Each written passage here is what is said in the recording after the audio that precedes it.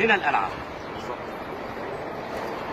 ادي السور اللي بيحيط بالقلعه والعواصم القديمه. والعواصم القديمه. تمام.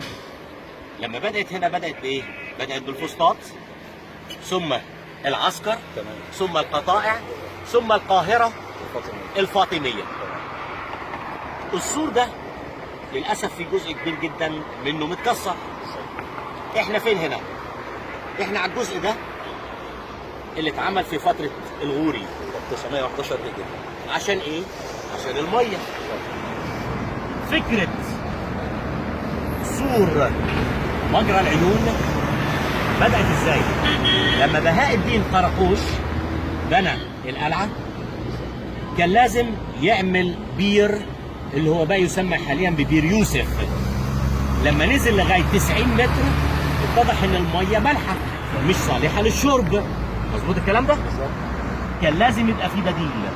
راح عمل حول، نقدر نقول كده بالظبط. حول جزء من السور ده عشان يبقى سور مجرى عيون. بالظبط. يعني اكوادكت يشيل الميه ينقلها لنقل الميه من النيل للقلعه. لما الجزء ده اتدمر قنصوة الغوري خد من هنا من المأخذ وعمل سور مجرى العيون. يعني السور ده مقصود من البدايه مش سور حمايه، ده سور مجرى عيون اللي احنا واقفين عليه. بالظبط.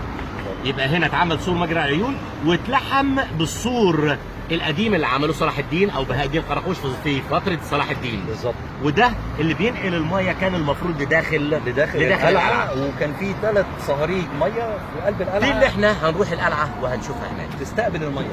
تمام يا فندم. صح كده؟ بالظبط. ودي معلومه في منتهى الاهميه ان احنا نوضحها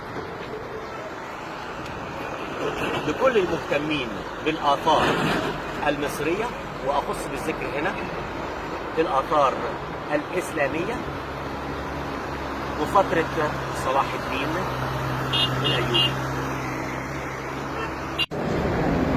خش بصور بتاعك. تعال علينا.